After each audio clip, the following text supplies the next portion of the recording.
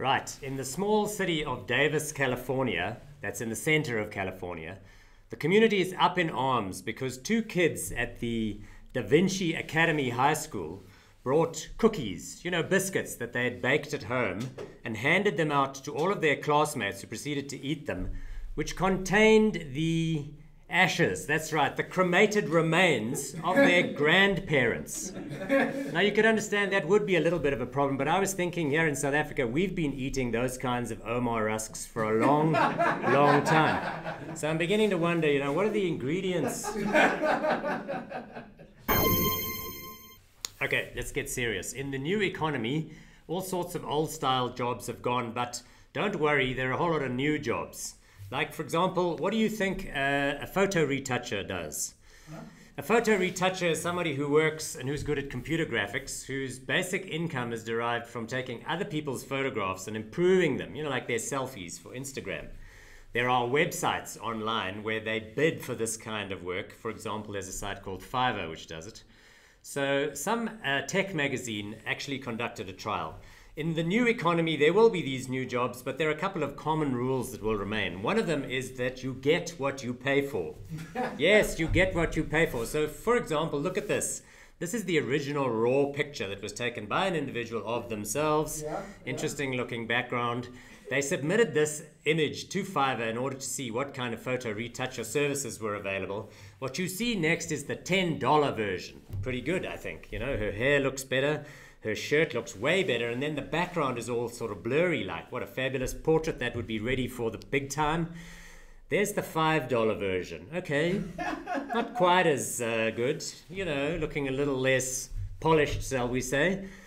What do you think the 25 US cent version looks like? Oh my God, she looks like she's an extra in a Batman movie.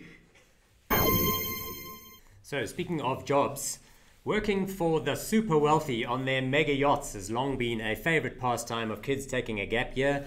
What a job! Hard currency earnings, no expenses. Sounds tremendous. Of course, people's real experience with this kind of work does vary. So some report fantastic working conditions, gifts of Cartier watches, diamond bracelets, and all that sort of thing. This is all according to a new TV series called Down Under that is busy being flighted in the UK.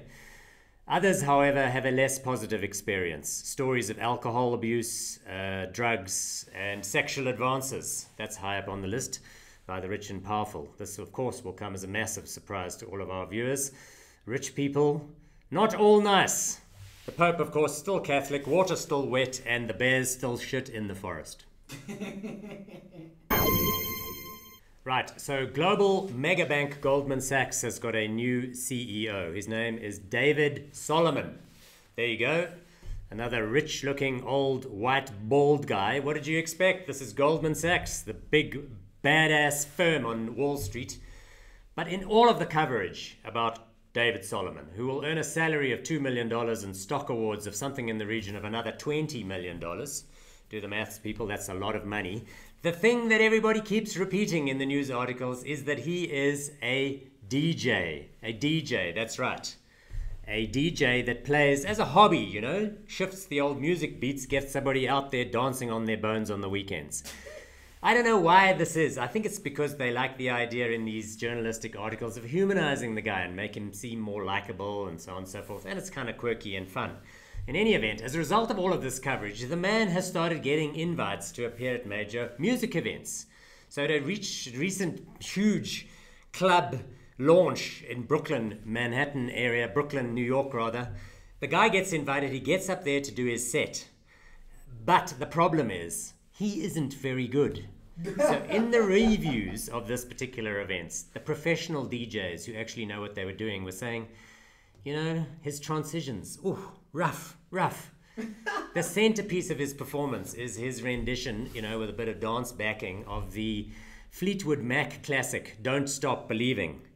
And people were saying, it just doesn't transition particularly well. The backing track doesn't make, a good use of the original song.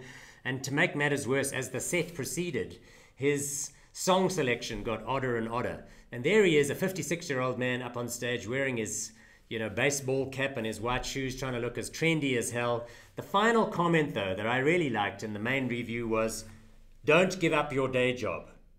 Don't give up your day job. He's the CEO of Goldman fucking Sachs. There's no chance he's going to be giving up his day job.